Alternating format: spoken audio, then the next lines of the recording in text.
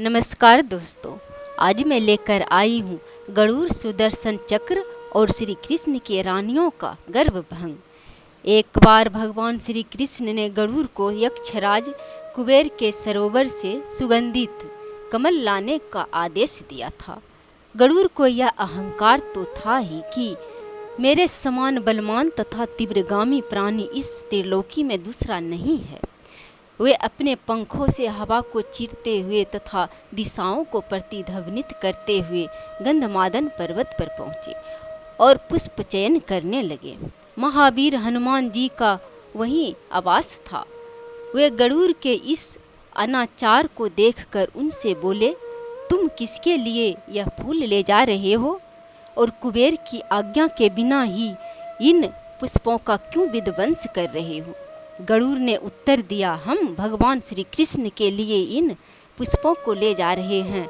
भगवान के लिए हमें किसी की अनुमति की आवश्यकता नहीं है।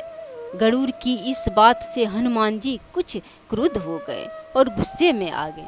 उन्हें पकड़कर अपनी कांख में दबाकर आकाश मार्ग से द्वारिका की ओर उड़ चले।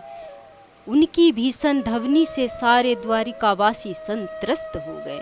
सुदर्शन चक्र हनुमान जी की गति को रोकने के लिए आए, उनके सामने जा पहुँचे। हनुमान जी ने झट उसे दूसरी कांख में दबा लिया। भगवान श्री कृष्ण ने तो यह सब लीला रची ही थी। उन्होंने अपने पार्श्व में स्थित सभी रानियों से कहा, देखो हनुमान जी क्रुद्ध होकर आ रहे हैं। यहाँ यदि उन्हें इस समय सीताराम के दर्शन न हुए तो वे द्वारिका को समुद्र में डुबो देंगे। अतः एवं तुम में से तुरंत कोई सीता का रूप बना लो। मैं तो राम का रूप बना लिया। इतना कहकर वे श्री राम के स्वरूप में परिणत होकर बैठ गए।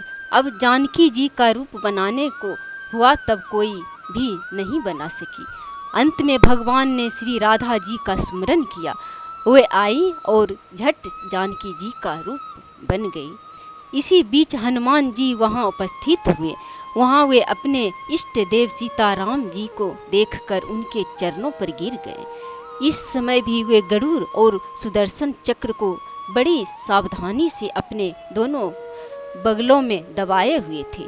भगवान श्री कृष्ण ने राम वेश में उन्हें आशीर्वाद दिया और कहा, वत्स, तुम्हारी आंखों में यह क्या दिखाई दे रहा है? हनुमान जी ने उत्तर दिया, कुछ नहीं प्रभु, यह तो एक दुबला सा क्षुद्र पक्षी निर्जन स्थान में मेरे श्री राम भजन में बाधा डाल रहे थे, इसी कारण मैंने इसे पकड़ लिया। दूसरा, यह चक्र सा एक खिलौना है, यह मेरे साथ टकरा गया था, अतः एवं इसे भी दबा लिया है। आपको यदि पुष्पों की ही आवश्यकता थी तो मुझे क्यों नहीं याद किए?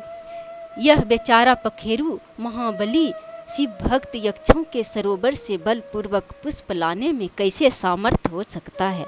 भगवान ने कहा, अस्तु, इन बेचारों को छोड़ दो, मैं तुम्हारे ऊपर अत्यंत प्रसन्न हूँ। अब तुम जाओ, अपने स्थान पर जाकर प्रसन्नता पूर्वक भजन करो।